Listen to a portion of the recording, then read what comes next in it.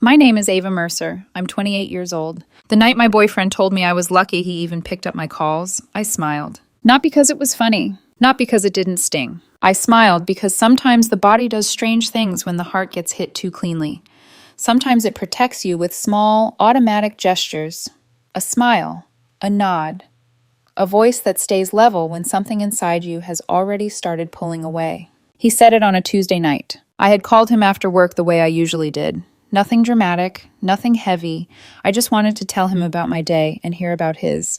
That used to be the most normal thing in our relationship, or at least I used to think it was. His name was Lucas Hart. He was 26.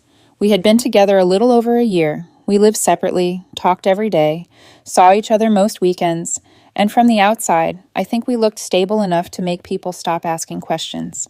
We had photos together. We had routines.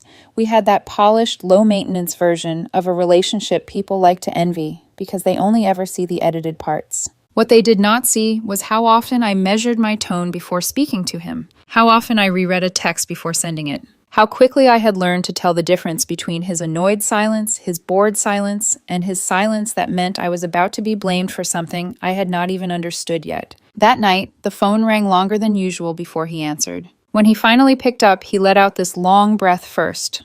Not quite a sigh, more like I had already inconvenienced him by existing on the other end of the line. "What?" he said. I gave a little laugh, the kind people use when they are trying to soften a room that has turned cold too fast.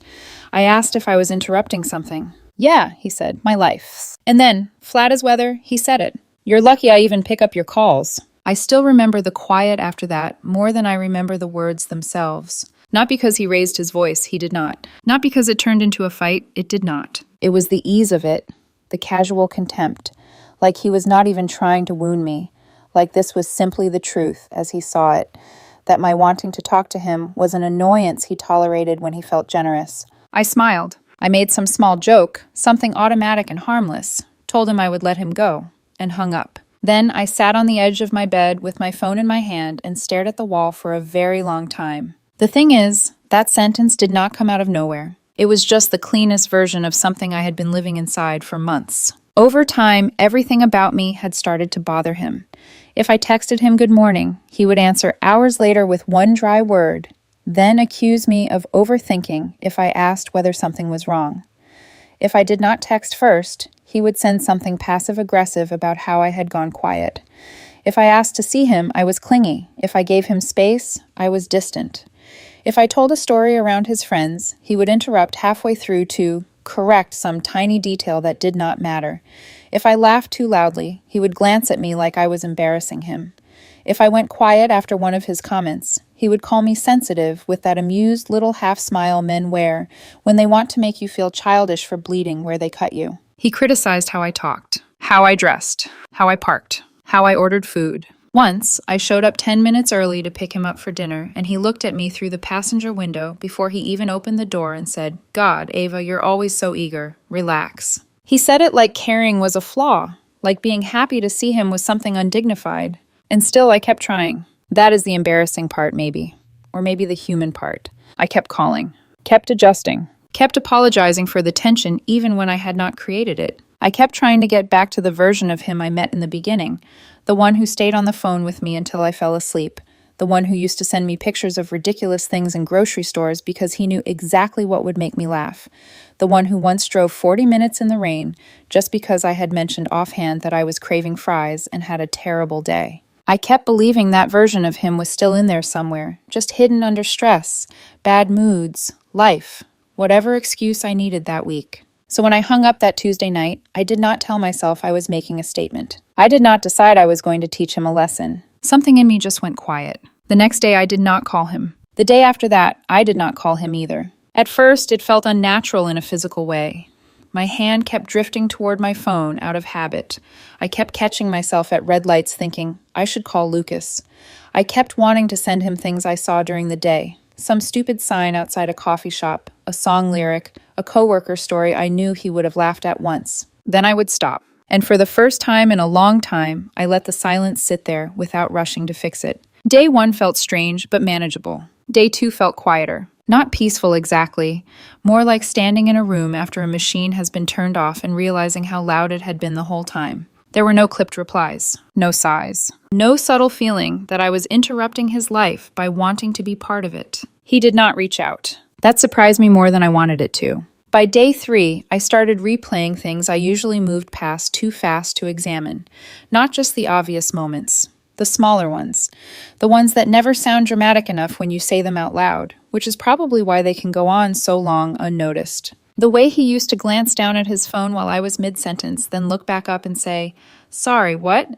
in a tone that made it clear he did not actually want me to repeat myself. The way he once joked in front of his friends that I would probably apologize to a chair if I bumped into it. The way he loved calling himself low maintenance right after handing me an invisible list of everything I needed to fix. By day 4, I realized something that unsettled me. I was not anxious. Normally, if Lucas went quiet, my stomach would knot itself into something hard and miserable. I would start reviewing every conversation, looking for where I had gone wrong. I would send a careful text, "Hey, everything okay?" just to break the tension. I would apologize in advance for things I did not even understand yet, just to get us back to normal. This time, none of that happened. I missed him, yes, but it did not feel like panic. It felt like distance, like standing farther back from a painting and seeing the whole shape of it for the first time. Day 5, he finally texted me. "Wow, guess you're mad at me now." I stared at the screen for a long time. Not because the message confused me, because it clarified everything. It was not, "Hey, are you okay?" Not, "I'm sorry if I was harsh." Not even, "I miss you." It was an accusation wrapped in wounded pride. I typed 3 different replies and deleted all of them. In the end, I sent something simple. "Not mad, just giving you space." He did not respond for hours. When he finally did, all he sent was, "Okay." That was it. No call, no follow-up, no curiosity about how I felt. I remember looking at that one word and feeling something loosen inside me. By the end of the week, the silence had stopped feeling like punishment. It felt like relief. And apparently, that bothered him much more than it bothered me. On the 6th day, he sent me a photo in the middle of the afternoon. Just a casual selfie from his car, sunglasses on, mouth tilted like he had taken 3 versions and picked the best one. No caption, no context, just dropped into the chat like bait. Usually, I would have answered right away, told him he looked good, asked where he was going, used the opening to ease us back into whatever version of closeness I was always trying to restore. Instead, I put my phone down and finished what I was doing. An hour passed. Then another. When I finally replied, I kept it neutral. "Hope your day's going okay?" He answered almost immediately. "So now you're dry too? Did I do something, or are you being weird on purpose?" Then, a second later, "Because honestly, this is immature." That word again, immature. He loved that word.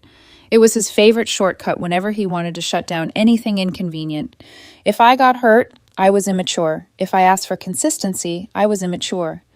If I stopped smoothing over his behavior for him, suddenly I was the one creating drama. Only this time, I did not feel the usual rush of heat in my chest. No frantic urge to explain myself. No need to prove my tone had been normal. I just typed, "I'm not trying to be anything. I'm matching the energy you asked for." The phone rang almost immediately. I looked at his name on the screen while it buzzed in my hand.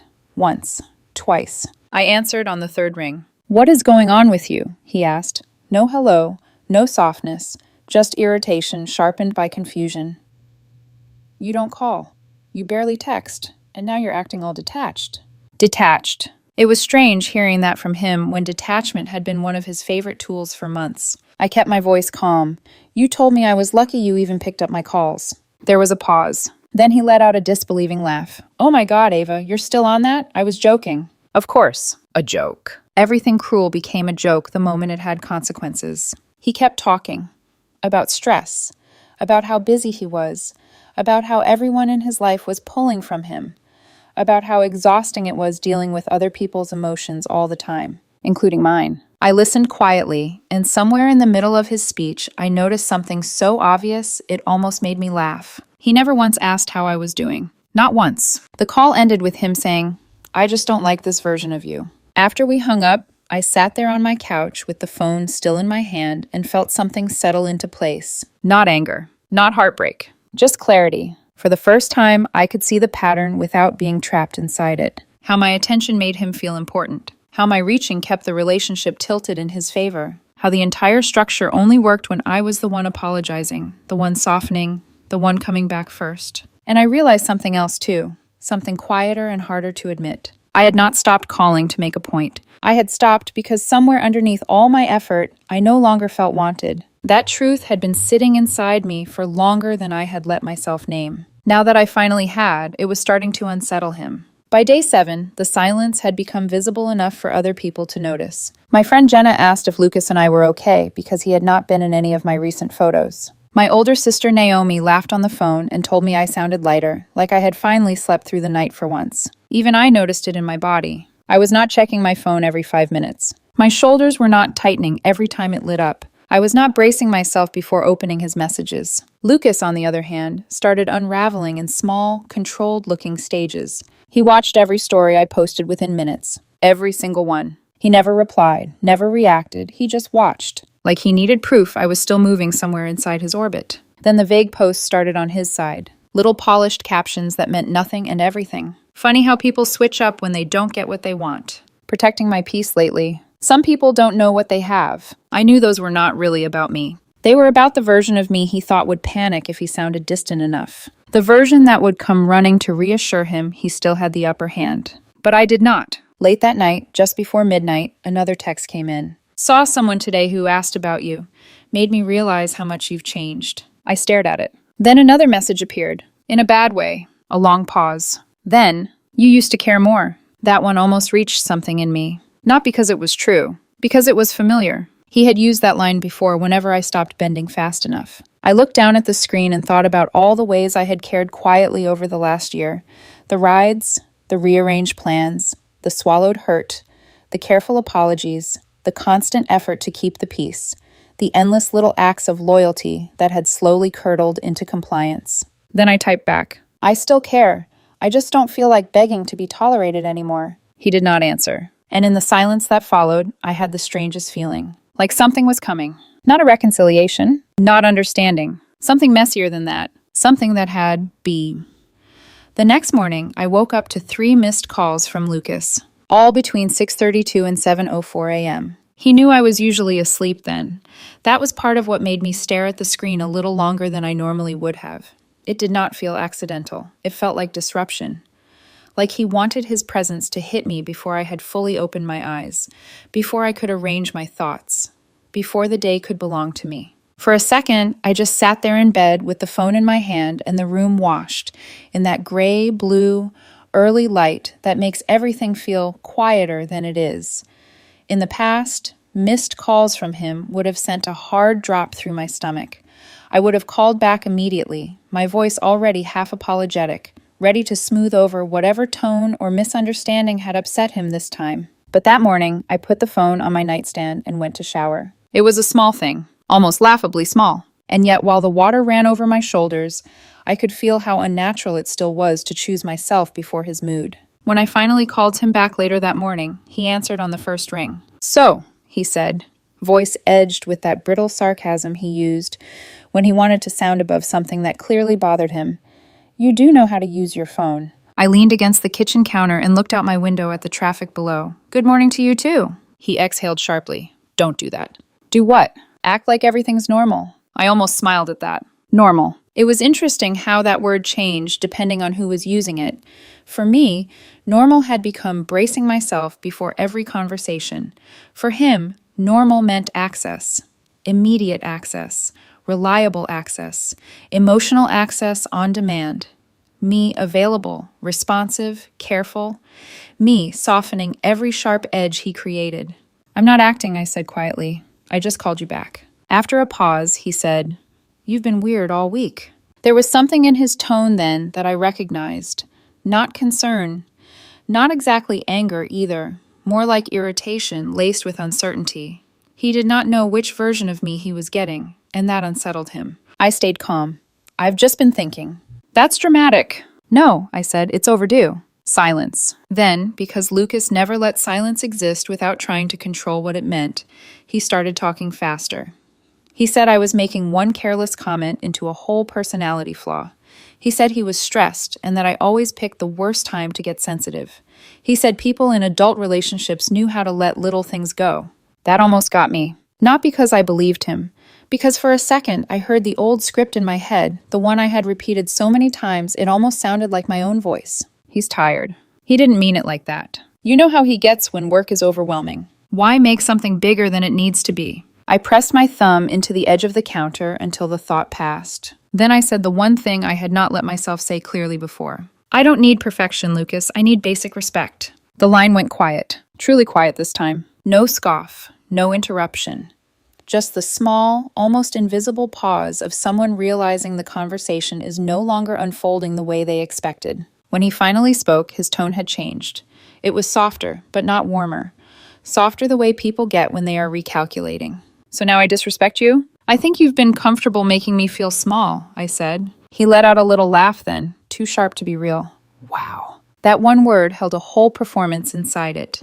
Disbelief, mockery, injury, a suggestion that I had become unreasonable simply by describing what I was experiencing. I'm not doing this, he said.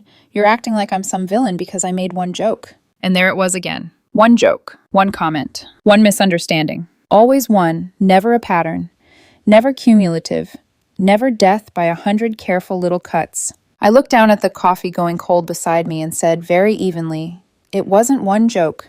It was the way you talk to me when you think I'll keep accepting it." Another pause. Then came the pivot. "You've changed," he said. It should not have landed the way it did, but it did. Because he was right. Something was changing. Not all at once, not dramatically, but enough that he could feel it. The difference was that for the first time, I did not hear that change as an accusation. I heard it as evidence. "I know," I said. He did not like that answer. He sighed, longer this time, frustrated by the lack of resistance, and said, "I just don't like this version of you." I thought about all the versions of me he had liked. The version that laughed off insults to keep the evening smooth. The version that apologized first. The version that explained herself in paragraphs while he answered in fragments. The version that kept reaching even when he made reaching feel humiliating. Maybe he didn't like this version because this version was starting to see him clearly. The call ended a few minutes later with nothing resolved and everything exposed. Afterward, I sat alone at my kitchen table for a long time. Sunlight had shifted across the floor. The apartment was quiet except for the hum of the refrigerator and the occasional sound of tires passing on the street below. Ordinary sounds. Grounding sounds. The kind that remind you the world keeps moving, even while something intimate is unraveling inside your chest. And in that quiet, I realized something that should have frightened me. I was not desperate to fix it. I was sad, yes. There were moments all through that day when memories came at me sideways and unexpectedly. Lucas laughing in the grocery store aisle with a loaf of bread tucked under his arm like a microphone. Lucas asleep on my couch with one hand curled under his face.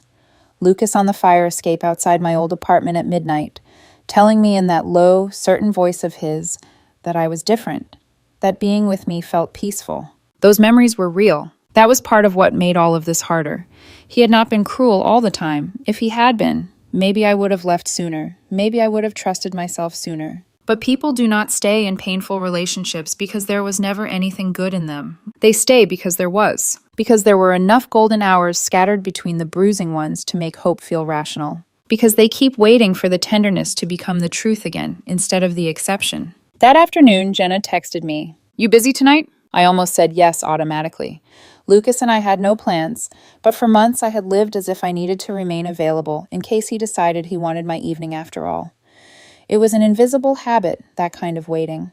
You do it so long it starts to feel like personality instead of conditioning. Instead, I wrote back, "No. Want to grab dinner?" Her reply came fast. "Absolutely. Also, you sound weirdly free lately and I need details." I laughed softly at that, though it caught somewhere low in my throat on the way out. At dinner, I did not tell her everything. Not because I was hiding it, because once I started trying to describe the relationship out loud, I realized how many of its ugliest parts were built from moments that looked petty on their own. A comment. A look. A correction delivered at exactly the right volume for other people to hear. A joke designed to make you shrink while preserving his ability to say you were overreacting. How do you explain 1,000 paper cuts to someone who keeps looking for a knife wound? Still, I told her enough. I told her he had been dismissive for a while. I told her I had gotten tired of chasing a feeling that never lasted. I told her that when I stopped calling, the silence felt less like loss and more like exhaling. Jenna listened without interrupting. That alone nearly made me cry. Then she set her fork down and said, "Ava, every time you talk about him, you sound like you're defending a thesis you're already tired of writing." I stared at her, She shrugged a little. You shouldn't need that much context just to justify wanting kindness. That sentence stayed with me all night. When I got home, Lucas had sent 2 messages. Hope you had fun ignoring me. And 10 minutes later, unbelievable. I stood in my kitchen with my purse still over my shoulder and felt that old instinct rise again, the urge to explain, to defend, to clarify that I had not been ignoring him, that I was just out, that he could have called if he wanted a real conversation instead of lobbing resentment through a screen. But then another thought came, quieter and cleaner. If he wanted connection, why did everything from him arrive as punishment? I did not answer. The next day, he started watching every single thing I posted. A coffee cup on my desk. Seen. Rain against my office window. Seen. A blurry photo of the street outside the restaurant Jenna and I went to. Seen within 3 minutes. He never reacted. He never replied. He just watched. It felt strange at first, almost childish to notice it, but the consistency of it started feeling like its own kind of message. He did not want to speak vulnerably. He wanted to monitor the distance. He wanted to know where I was emotionally without offering anything honest in return. Then his vague post started. Nothing explicit. Nothing anyone else would question. Just the sort of clean, polished lines people post when they want sympathy without having to tell the truth. Crazy how people switch up when they don't get the attention they used to. Protecting my peace. Loyalty gets real quiet when it's not convenient anymore. I looked at those stories and felt something unexpected. Embarrassment. Not for him. For myself. For how long I had responded to crumbs like they were clues, like decoding his moods was an act of love instead of exhaustion. That night, close to midnight, my phone lit up again. Saw someone today who asked about you. Made me realize how much you've changed. I stared at the words in the dark, the screen lighting my room blue-white. Then another message. In a bad way. My chest tightened, but only for a second. There was a time when that line would have bent me in half. Changed. Cold. Distant. Different.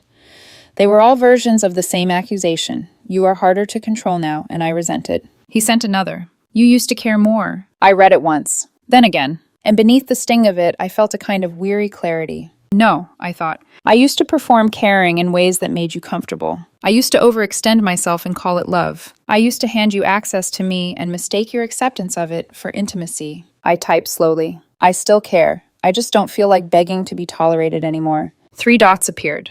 Disappeared. Appeared again. Then nothing.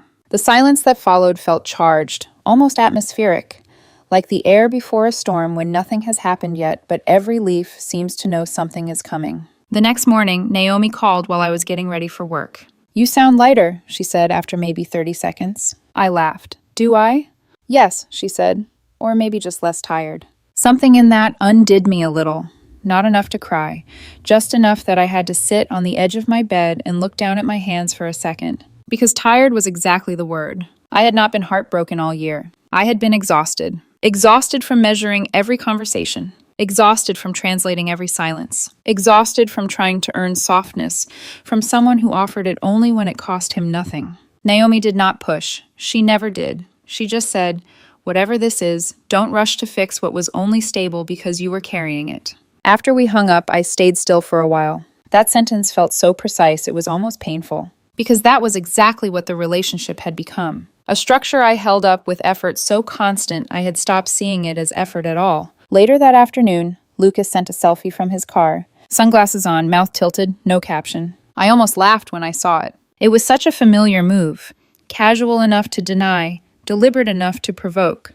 A line cast into the water to see whether I was still willing to bite. I set the phone down and went back to work. An hour later, another message came in. So now you're dry too? Then, did I do something, or are you just being weird on purpose? Because honestly, this is immature. I should have been angry. Maybe part of me was. But stronger than anger was this strange, growing steadiness. Like every manipulative pattern that used to blur together was now standing under bright light, one by one, naming itself. I wrote back, I'm not trying to be anything. I'm matching the energy you asked for. He called immediately. I let it ring twice before answering. What is going on with you? He demanded. You don't call, you barely text, and now you're acting all detached. There was something almost frantic beneath the irritation this time. Not visible enough that anyone else would hear it. But I did. I reminded him, calmly, of what he had said. That I was lucky he even picked up my calls. He scoffed. Oh my God, you're still on that? I was joking. You take everything so seriously. Again, that same move. Harm first. dismissal second, my pain recast as proof of my emotional flaw. Then he launched into a speech about stress, about how overwhelmed he was, about how exhausting it was when people always needed things from him, about how he did not have the emotional bandwidth to babysit reactions all the time. I listened, and halfway through, a thought came over me so clearly it felt almost physical. He was telling me how hard it was to deal with my feelings while showing no curiosity about them at all. When he finally paused, I asked, "Have you noticed you still haven't asked how I'm doing?" That landed. I heard it in the quiet. Not because he suddenly cared, because I had said something outside the script. He recovered quickly, because every conversation with you lately turns into this. This being me answering honestly. This being me no longer smoothing everything over before it reached him. This being his discomfort at hearing himself reflected back without the usual cushioning language around it. The call ended badly, not with shouting. Lucas almost never shouted. He preferred tones that could later be defended. Shrugs, sighs, sarcasm. The kind of emotional damage that leaves no obvious evidence. But before hanging up, he said one thing that stayed with me all evening. "I just don't like this version of you." Afterward, I sat in my car outside my apartment for several minutes, hands still on the steering wheel, the engine off, the interior dim with evening. That sentence should have broken something in me. Instead, it clarified something. Maybe the version of me he liked had always been the one easiest to diminish. Maybe the more solid I became, the less appealing I was to him. Maybe what he called distance was simply the first shape my self-respect had taken after months of being worn down. By the end of that week, even people outside the relationship could feel the shift. Jenna said I looked more present. Naomi said I sounded like I could breathe. Even my own body seemed to know before my mind fully caught up. I was sleeping deeper, checking my phone less, flinching less when it buzzed, walking into rooms without that quiet dread of whether I was about to have to manage someone else's mood. Lucas, meanwhile, was becoming impossible to miss. He watched everything, posted more, texted late, withdrew, then reached, again and again, like he could not decide whether he wanted to punish me or pull me back in. And under all of it, I could feel something building. Not love, not understanding. Panic. He was starting to realize that the version of me who always came back first was not waiting for him at the end of this silence anymore. And people like Lucas never really know what to do when the mirror they relied on starts walking away. 2 days later, he showed up at my door. I was not expecting him. That is the part I keep going back to. Not because it matters, but because it says something about how quickly control turns into urgency when it starts slipping. It was Sunday evening. Quiet. I had just finished cooking and was sitting on the couch with a plate balanced on my knees, the TV on low in the background. One of those soft, forgettable shows you put on when you are not really watching anything, just letting the noise fill the space. The knock came sharp, not polite, not hesitant. The kind of knock that assumes it will be answered. I knew it was him before I even stood up. I do not know how. Maybe it was the rhythm. Maybe it was the weight behind it. Maybe it was just that some part of me had been expecting this moment without admitting it. When I opened the door, Lucas was standing there. His eyes were red. Not dramatically, not the kind of crying people perform. Just swollen enough that you could tell he had not slept well. His hoodie hung loose on his shoulders like he had grabbed it without thinking. He looked smaller, not physically, less composed, stripped of that easy confidence he wore like armor in every other version of himself I had known. For a second, neither of us spoke. Then he said, "Can I come in?" No apology, no explanation. Just that. A week ago, I would have stepped aside immediately. This time I hesitated. It was a small pause, barely a second, but I saw it register in his face. That flicker of surprise, of recalibration, of something not going according to plan. Then I stepped back. He walked past me like he used to, straight into the living room, dropping his bag on the floor without asking where it should go, like the space still belonged to him in the same way. But something about the way he moved felt off. Less certain. He sat down on the couch, elbows on his knees, hands clasped together like he was trying to hold something steady inside himself. "I don't understand what's happening," he said, his voice tight in a way I had never heard from him before. "You just stopped." I stayed where I was, leaning against the kitchen counter instead of sitting next to him. That distance felt important. "That's kind of the point," I said quietly. He let out a frustrated breath and ran a hand through his hair. "No, Ava, it's not normal. You don't just disappear like that. You don't just shut someone out."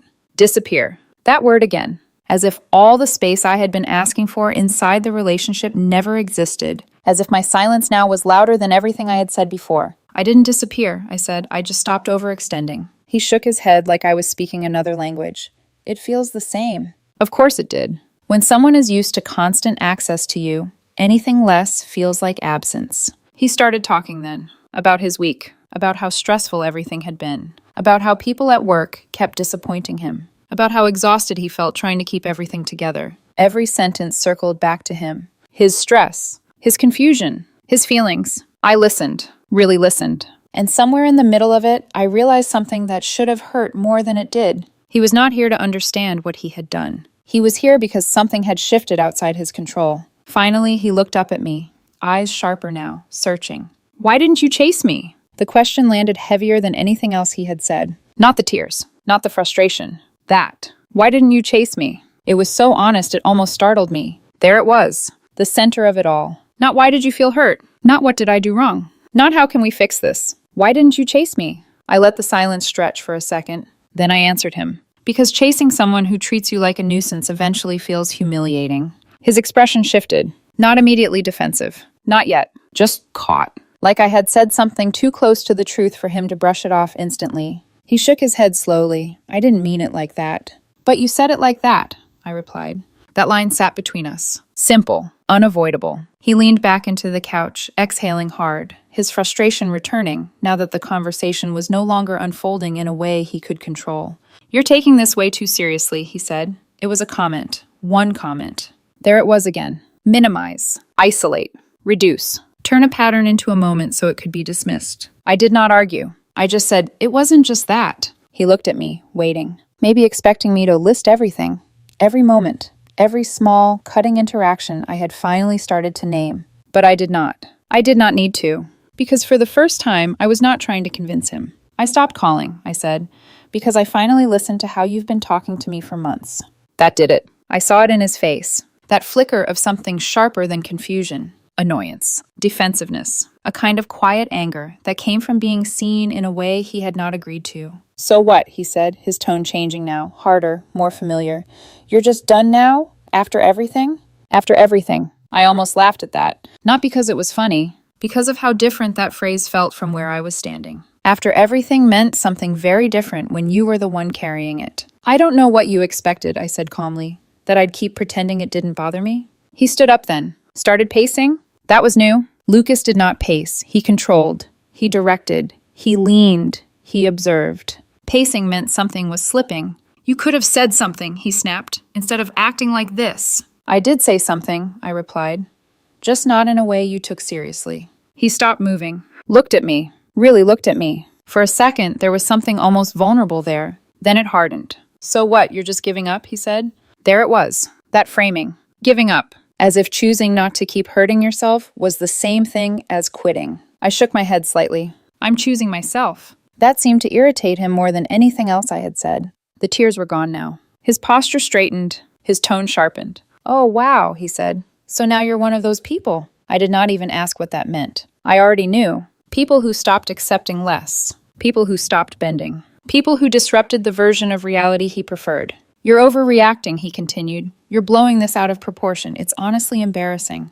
That word again. Embarrassing. Not hurtful. Not unfair. Embarrassing. Always back to image. To how things looked. To how he looked. I stayed still. Let him talk. Because for the first time, I was not trying to interrupt the pattern. I was watching it. And when people like Lucas feel themselves losing control, the pattern always reveals itself more clearly. He went lower. Brought up things I had told him late at night when I trusted him. Said I was too sensitive. That I always made things bigger than they were. That I was lucky he had put up with it as long as he had. A week ago, that would have broken something in me. I would have defended myself. Explained. Tried to soften what he was saying so it hurt less. This time it just sounded desperate. Like someone throwing everything they had at a door that was already closing. You're not going to find someone better than me acting like this, he said finally, his voice cold now, precise. No one's going to deal with that.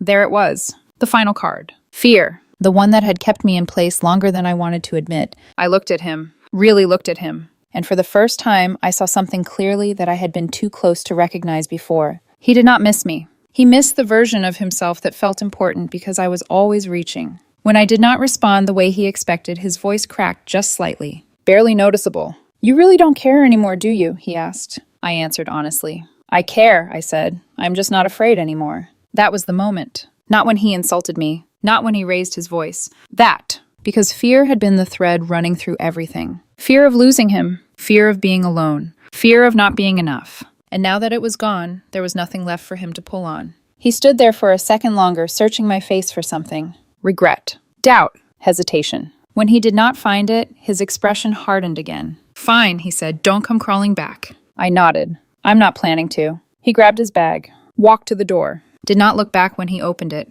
and when it closed behind him, the apartment went quiet again. Not heavy, not tense, just still. I stood there for a moment, letting it settle, not trying to analyze it, not trying to rush past it, just letting it exist. Because something had ended in that room. Not loudly, not dramatically, but completely. I thought that would be the end of it. That is what I told myself that night when I locked the door and leaned my forehead against it for a second. Not in sadness, in finality. Like closing a book you already understand. For about 12 hours, there was silence. Then my phone started lighting up. Not from Lucas, from other people. Hey, are you guys okay? Did something happen between you and Lucas? He seems really upset. I did not answer right away. I already knew the version of the story he was telling. I had heard pieces of it before, in smaller arguments. I was distant. I shut down. I made things bigger than they needed to be. I walked away instead of communicating. By the afternoon, his message finally came through. I can't believe you embarrassed me like that. I stared at it. There it was.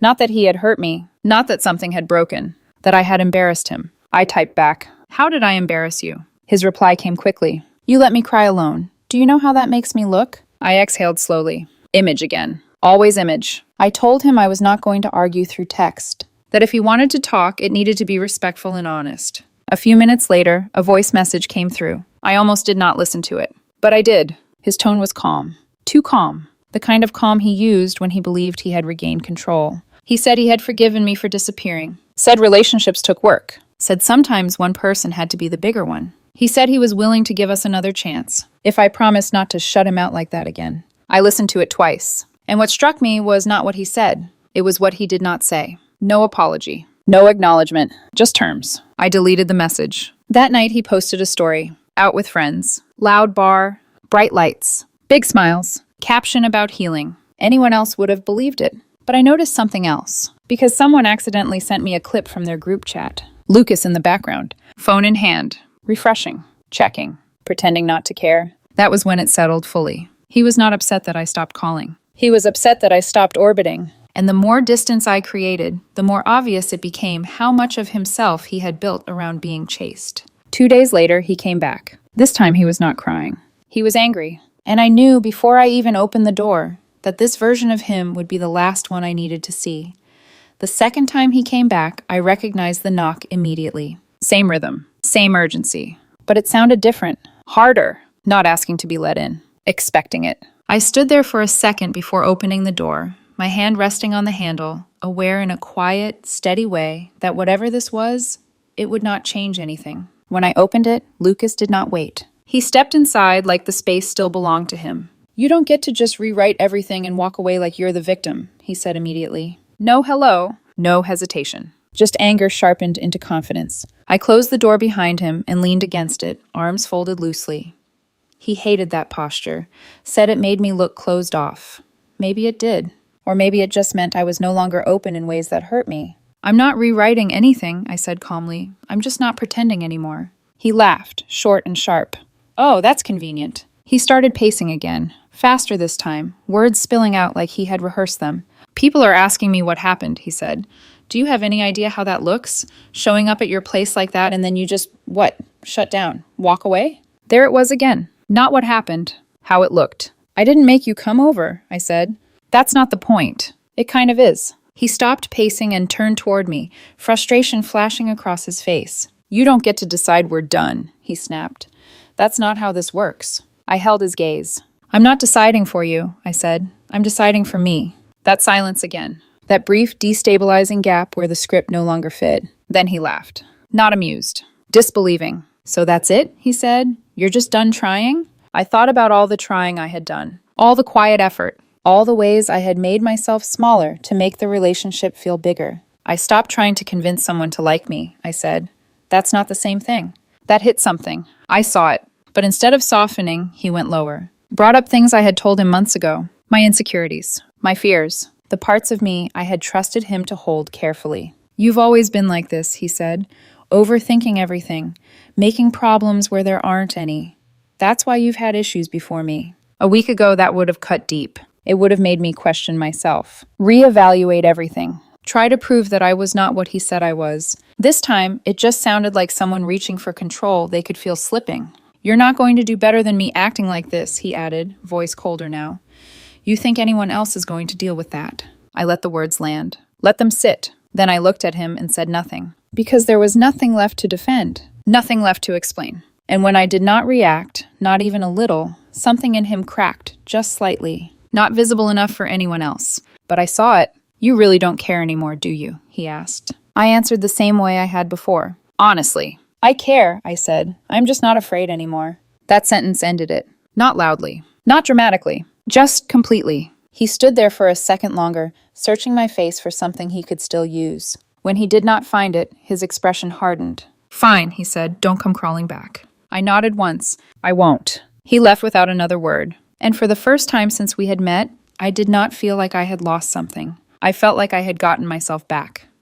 The week after that was quiet. Not the heavy, tense silence I used to feel when something was wrong. A different kind. Steady. Uninterrupted. No surprise calls. No late-night texts disguised as concern. No vague posts aimed in my direction. It was like he had finally pulled back. Not peacefully. More like retreating. Regrouping. I told myself that was it. That it was over. Then Friday night came, and with it a message. Long. Paragraphs. Carefully written in that tone he used when he wanted to sound reasonable. Reflective. Measured. Controlled. He said he had been thinking. Said he realized he had been harsh sometimes. Said relationships weren't perfect. That people said things they didn't mean. Then, slowly, the shift. He said my silence had hurt him deeply. That disappearing without warning was cruel. That I had made him feel disposable. That if I had just communicated instead of pulling away, none of this would have happened. I read it twice. Then a third time. It was almost impressive. How he managed to apologize without apologizing. How every sentence curved back to the same point.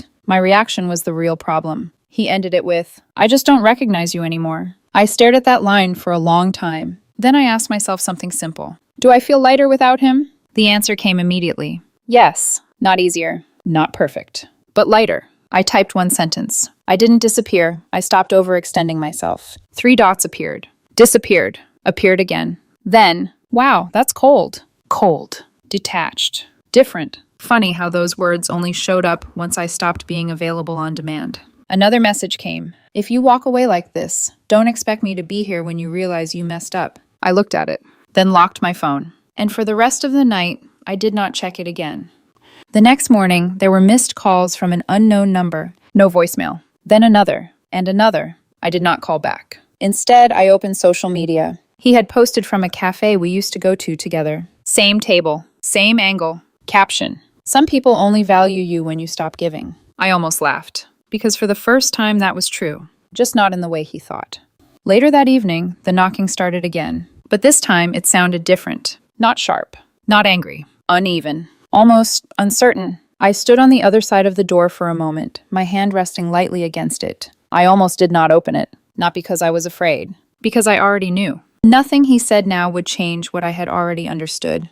But I opened it anyway. Lucas stood there, and he looked undone. Not in a dramatic way. Not the way people perform pain. Just tired. His eyes were swollen again, but there was no edge in them this time. No sarcasm. No control. He held his phone in one hand, like it was the only thing grounding him. I don't know how to fix this, he said quietly. That was new. I stepped aside. He walked in slower this time, like he was not sure he still belonged there. He did not sit. Just stood in the middle of the room, arms wrapped loosely around himself. I didn't think you'd actually be okay without me, he said. There it was. The truth. Unfiltered. You always needed me more. That sentence landed heavier than everything else he had said over the past weeks. Because it explained everything. Not love. Imbalance. I didn't need you more, I said gently. I just showed up more. He swallowed. Nodded slowly. I didn't mean to make you feel small. I know, I said. But you did anyway. Tears slid down his face again. This time, he did not wipe them away quickly. He started listing things he would do differently. Promises, changes, softer words, more effort. Everything I had once asked for, everything I had once waited for, everything that had come too late. I listened, really listened, and felt nothing. No pull, no hesitation, just clarity. That was when I understood it fully. The relationship had not ended when I stopped calling. It had ended the moment I stopped hoping he would change. I'm not angry, I said. I'm just done. He looked at me like he was seeing me clearly for the first time. Not as someone to manage, not as someone to correct, as someone leaving. So, this is it, he said. I nodded. He did not argue, did not push, did not try to twist the conversation. He just stood there for a moment longer, then walked to the door. Before leaving, he turned back. I really thought you'd come back, he said. I met his eyes. I came back to myself instead. He left. And when the door closed, the silence that followed felt different than anything I had experienced in the past year. Not empty, not tense, peaceful. It has been a few weeks since that night. No contact. No late messages. No just checking in text disguised as concern. Just distance. Consistent. Quiet. At first, I kept waiting for regret. For that delayed wave people talk about. The loneliness. The second guessing. It never came. What came instead were small, steady realizations. Waking up without that weight in my chest. Making plans without wondering if they would annoy someone. Speaking without rehearsing. I had not realized how much of myself I had been filtering. How often I scanned his tone for approval. How carefully I measured my words, like they were something I could run out of. That is not love. That is survival. I ran into him once, at a grocery store. He looked composed again, put together, polished, like he had rebuilt the version of himself the world expected to see. We nodded at each other. Nothing more. As I walked away, I noticed something. I did not feel smaller, and I think that was the moment everything finally settled. He once told me I was lucky he picked up my calls. Turns out, I was lucky I stopped making them. Not because it hurt him, because it saved me.